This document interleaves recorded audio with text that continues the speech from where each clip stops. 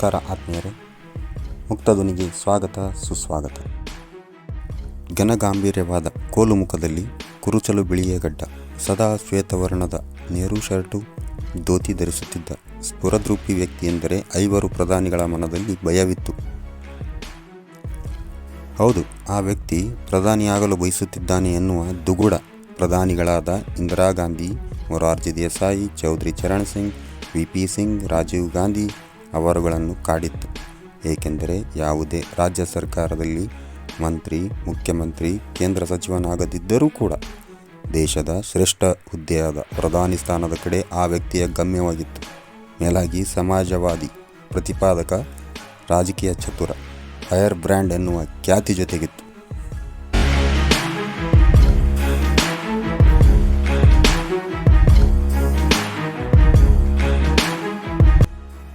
Indira Gandhi, Morarji Desai, VP. Singh ಸರ್ಕಾರದ ಸಚಿವ ಸಂಪುಟದಲ್ಲಿ ಕ್ಯಾಬಿನೆಟ್ ದರ್ಜೆಯ ಮಹತ್ವದ ಇಲಾಖೆಗಳ ಮಂತ್ರಿಯಾಗುವ ಅವಕಾಶಗಳನ್ನು ಸಾರಾಸಗಟಾಗಿ ತಿರಸ್ಕರಿಸಿದಂಥ ಭಾರತದ 11ನೇ ಪ್ರಧಾನಮಂತ್ರಿಯಾಗಿದ್ದ ಚಂದ್ರಶೇಖರ್ ಅವರ ಕುರಿತು ಎಲ್ಲಿಯೂ ಕೇಳಿರದ ಯಶೋಗಾಥೆಯನ್ನು ಮುಕ್ತಧ್ವನಿ ವೀಕ್ಷಕರಿಗಾಗಿ ಹೊತ್ತು ತಂದಿರುವೆ. ವಿಡಿಯೋವನ್ನು ಸಂಪೂರ್ಣವಾಗಿ ನೋಡಿ, ಲೈಕ್ ಮತ್ತು ಶೇರ್ ಮಾಡಿ, ಚಾನೆಲ್ ಸಬ್ಸ್ಕ್ರೈಬ್ ಮಾಡಿ ಹಾಗೂ ಹೊಸ ವಿಡಿಯೋಗಳ ನೋಟಿಫಿಕೇಷನ್ಗಾಗಿ ಬೆಲ್ ಬಟನ್ ಐಕಾನ್ ಪ್ರೆಸ್ ಮಾಡಿ. ಉತ್ತರ ಪ್ರದೇಶ ರಾಜ್ಯದ ಬಲಿಯಾ ಜಿಲ್ಲೆಯ ಇಬ್ರಾಹಿಂಪಟ್ಟಿ ಗ್ರಾಮದ ರೈತ ಕುಟುಂಬದಲ್ಲಿ 17 ಏಪ್ರಿಲ್ 1927 ಜನಿಸಿದ ಚಂದ್ರಶೇಖರ್ ಅವರು ಅಲಹಾಬಾದ್ ವಿಶ್ವವಿದ್ಯಾನಿಲಯದಿಂದ ರಾಜಕೀಯ ಶಾಸ್ತ್ರದಲ್ಲಿ ಮಾಸ್ಟರ್ ಡಿಗ್ರಿ ಮಾಡಿದವರು. ವಿದ್ಯಾರ್ಥಿ ದಿನಗಳಿಂದಲೇ ರಾಜಕೀಯದತ್ತ ಆಕರ್ಷಿತರಾಗಿದ್ದವರು. ಬೆಂಕಿ ಚೆಂಡಿನಂಥ ಯುವ ನಾಯಕನೆಂದು ಗುರುತಿಸಿಕೊಂಡಿದ್ದರು. 1950ರಲ್ಲಿ ಅವರು ಸಮಾಜವಾದಿ ಚಳವಳಿಗೆ ಧುಮುಕಿದರು. ಆಚಾರ್ಯ ನರೇಂದ್ರ ದೇವ್ ಅವರ ಆಪ್ತ ನಿಕಟವರ್ತಿಗಳಾಗಿದ್ದರು. ಬಲಿಯಾದ ಜಿಲ್ಲಾ ಪ್ರಜಾ ಸೋಷಲಿಸ್ಟ್ ಪಾರ್ಟಿಯ ಕಾರ್ಯದರ್ಶಿಯಾಗಿ ಅವರು ಮೊದಲ ಬಾರಿಗೆ ಆಯ್ಕೆಯಾದರು. ಬಳಿಕ 1 ವರ್ಷದೊಳಗೆ ಉತ್ತರ ಪ್ರದೇಶ ರಾಜ್ಯ ಪ್ರಜಾ ಸಮಾಜವಾದಿ ಪಕ್ಷದ ಜಂಟಿ ಕಾರ್ಯದರ್ಶಿಯಾಗಿ ಆಯ್ಕೆಗೊಂಡರು. 1955-56ರಲ್ಲಿ ಅವರು ಉತ್ತರ ಪ್ರದೇಶ ಪ್ರಜಾ ಸೋಷಲಿಸ್ಟ್ ಪಾರ್ಟಿಯ ಪ್ರಧಾನ ಕಾರ್ಯದರ್ಶಿಯಾಗಿ ಅಧಿಕಾರ ವಹಿಸಿಕೊಂಡರು. ಡಾಕ್ಟರ್ ರಾಮ್ ಮನೋಹರ್ ಲೋಹಿಯಾ ಅವರ ಶಿಷ್ಯ ಬಳಗದಲ್ಲಿ ಗುರುತಿಸಿಕೊಂಡಿದ್ದರು. ಆದರೆ ಅವರ ಮತ್ತು ಲೋಹಿಯಾ ನಡುವಿನ ಜಗಳಗಳು ಬಹುಚರ್ಚಿತ ವಿಷಯಗಳಾಗಿದ್ದವು. 1962ರಲ್ಲಿ ಅವರು ಉತ್ತರ ಪ್ರದೇಶದಿಂದ ರಾಜ್ಯಸಭೆಗೆ ಆಯ್ಕೆಯಾದರು. 1965ರಲ್ಲಿ ಭಾರತೀಯ ರಾಷ್ಟ್ರೀಯ ಕಾಂಗ್ರೆಸ್ಗೆ ಸೇರಿದರು. 1967ರಲ್ಲಿ ಕಾಂಗ್ರೆಸ್ ಸಂಸದೀಯ ಪಕ್ಷದ ಪ್ರಧಾನ ಕಾರ್ಯದರ್ಶಿಯಾಗಿ ಚುನಾಯಿತರಾದರು.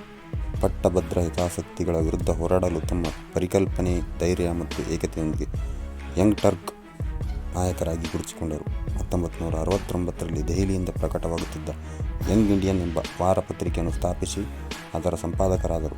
ಈ ಪತ್ರಿಕೆಯಲ್ಲಿ ಪ್ರಕಟವಾಗುತ್ತಿದ್ದ ಸಂಪಾದಕೀಯವು ಅತ್ಯಂತ ತೀಕ್ಷ್ಣವಾಗಿದ್ದು ಆ ಕಾಲದಲ್ಲಿ ಸುದ್ದಿ ಮಾಡಿದ್ದವು.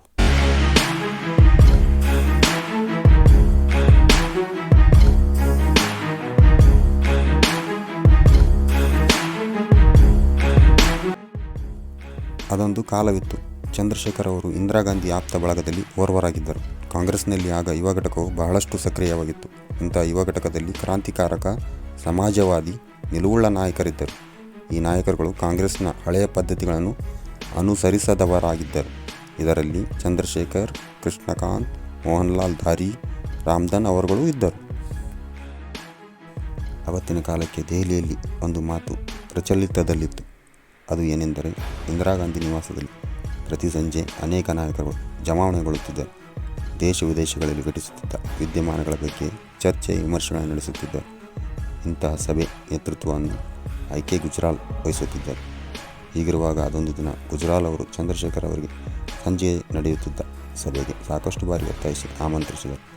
ಆಮಂತ್ರಣ ಸ್ವೀಕರಿಸಿ ಅದೇ ದಿನ ಸಂಜೆ ಚಂದ್ರಶೇಖರ್ ಸಭೆಯಲ್ಲಿ ಭಾಗವಹಿಸಿದರು. ಅವತ್ತು ಇಂದಿರಮ್ಮ ಕೂಡ ಪಾಲ್ಗೊಂಡಿದ್ದರು.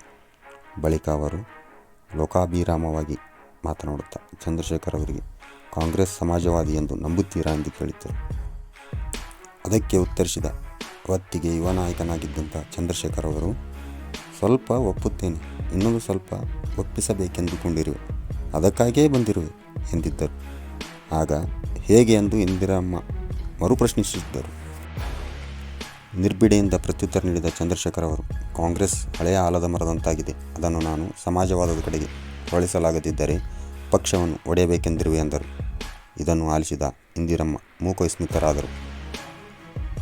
ಉಕ್ಕಿನ ಮೇಲೆ ದಿಟ್ಟ ಛಲಗಾತಿ, ದೇಶದ ಪ್ರಧಾನಿ, ಕಾಂಗ್ರೆಸ್ಸಿನ ಅಧಿನಾಯಕಿ ಎದುರು ಮುಖಕ್ಕೆ ಮುಖ ಕೊಟ್ಟು ಅವರ ಪಕ್ಷದಿಂದಲೇ ಚುನಾಯಿತನಾಗಿದ್ದ ಸಂಸದನೋರ್ವ ನೇರವಾಗಿ ಪಕ್ಷದ ವಿರುದ್ಧ ದಂಗೆ ಏಳುವ ಮಾತುಗಳನ್ನಾಡಿದ್ದ. ಆದರೆ ಆ ಮಾತುಗಳಿಗೆ ಇಂದಿರಾಜಿ ಏನನ್ನೋ ತಿರುಗಿ ಮಾತನಾಡದೆ ಸುಮ್ಮನೆ ಕುಳಿತುಬಿಟ್ರು.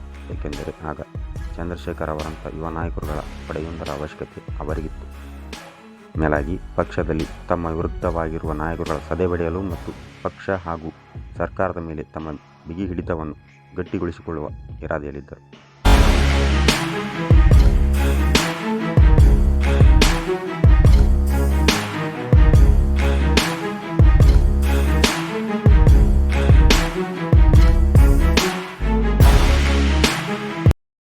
ಬ್ಯಾಂಕುಗಳ ರಾಷ್ಟ್ರೀಕರಣ, ಸಮಾಜವಾದದ ಘೋಷಣೆ, ಗರೀಬಿ ಹಠಾವ್ ರೀತಿಯ ಜನಪರ ಕಾರ್ಯಕ್ರಮಗಳು 1971ರಲ್ಲಿ ನಡೆದ ಲೋಕಸಭಾ ಸಾರ್ವತ್ರಿಕ ಚುನಾವಣೆಯಲ್ಲಿ ದೇಶದ ಮತದಾರರು ಕಾಂಗ್ರೆಸ್ನತ್ತ ವಾಲುವಂತೆ ಮಾಡಿತು. ಆ ಮೂಲಕ ಇಂದಿರಮ್ಮ ಮತ್ತೊಮ್ಮೆ ಅಧಿಕಾರದ ಗದ್ದಿಗೆ ಏರಿದರು. ಬಳಿಕ ಕಾಂಗ್ರೆಸ್ನಲ್ಲಿ ಯುವ ನಾಯಕರ ಪ್ರಾಮುಖ್ಯತೆ ಕಳೆಗುಂದುತ್ತಾ ಹೋಯಿತು. ಚಂದ್ರಶೇಖರ್ ಅವರು ಯಾವಾಗಲೂ ವ್ಯಕ್ತಿ ರಾಜಕಾರಣಕ್ಕೆ ವಿರೋಧವಾಗಿದ್ದರು. ತತ್ವ, ಆದರ್ಶ, ಸಾಮಾಜಿಕ ಪರಿವರ್ತನೆಯ ರಾಜಕಾರಣದ ಪರ ಒಲವು ಹೊಂದಿದ್ದರು. ಹೀಗಾಗಿಯೇ 1973-75ರ ಪ್ರಕ್ಷುಬ್ಧ ಸಮಯದಲ್ಲಿ ಅವರನ್ನು ಜಯಪ್ರಕಾಶ್ ನಾರಾಯಣ ಅವರ ಆದರ್ಶಗಳು ಬಹುವಾಗಿ ಆಕರ್ಷಿಸಿದವು.